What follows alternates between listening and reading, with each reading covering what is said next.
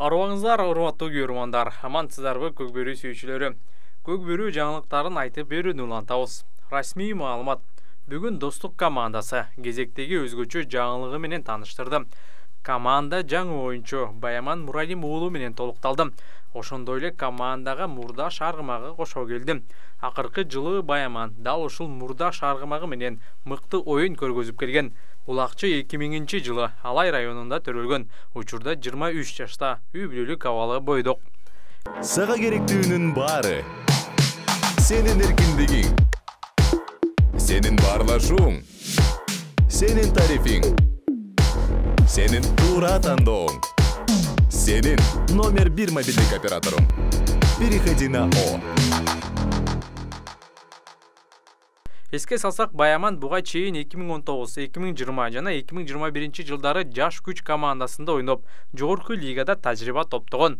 2022 жылы Алай командасында оюн көргөзгөн. Баяман Алай командасынын жетекчилигинин уруксаты менен келди. Алай командасынын жетекчилиги ак батасы менен узатты деп билдирди Достук клубунун өкүлдөрү. Былтыр Баткенде өткөн 9 май турниринде Баяман Муралим уулу турнирде жалпы 14 салым салып, мыкты бомбардир аталган. Ошондой эле Көкбөрү федерациясы ага мыкты оюнчу наамын дагы берген. Ал эми Алай командасы финалда Көкбөрү мектебин 5-1 эсебинде утуп чемпион аталган. Муну менен Алай жогорку лигага жолдомо алган. 31 августтагы турнирге курама команда көчмөндөр оюндарына даярдык көрүп, жогорку лиганын оюндары болгон эмес. Мындан улам президенттин кубогунда Алай кайрадан 1-лигада ойноп, кайрадан 1-орунду алган. Финалда Алай Ак Шумкар командасын 4-3 эсебинде уткан. Бул турнирде дагы Баяман мыкты оюнчу аталган. Көпчүлүк көрөрмандар бул улакчынын Көкбөрү боюнча улуттук курамага кошуш керек деп пикир айтышканы менен курамга кирген эмес. Былтыркы чемпиондуктан кийин Баяман жогорку лигада ойноо кыялын айткан. Сезимдери кандай болуп атат? Эмоция башкача болуп атат, айта албайм. Пландар кандай? Пландар жакшы эле, Кудай кааласа ушида ойногонго аракет кылабыз.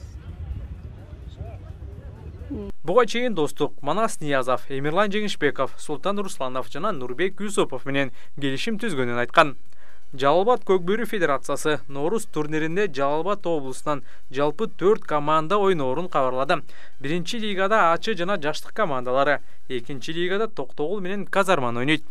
Буга чейин Көкбөрү мектебинде ойноп келген Сапарали Теңизбек уулу жана Эшмурат Эшмуратов бул жылы жаштык командасында оюн көрсөтөт.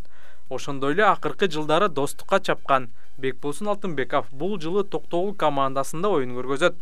Ошондой эле улуттук кураманын оюнчулары Акбар Иманбеков менен Белек Мукаев ачык командасына кошулган. Демек, быйыл Жалал-Абад облусунун командалары жогорку лигага чыгууга катуу аракет кылып жатканы байкалууда. Жыйынтык болобу, кандай ойлойсуздар? Баяман Муралим уулунун достук командага келиши менен достук күчтөндү. Достук ынтымак оюну мындан дагы курч болоору күтүлүүдө. Бирок жогорку лигадагы Алай команданын алсыз болуп калгандыгы өкүндүрөт. Демек, достук, ынтымак жана Сарыөзөндөн башкасы жөн гана аутсайдер болот. Баямандын достукка келиши тууралуу пикир жазууну унутпаңыздар.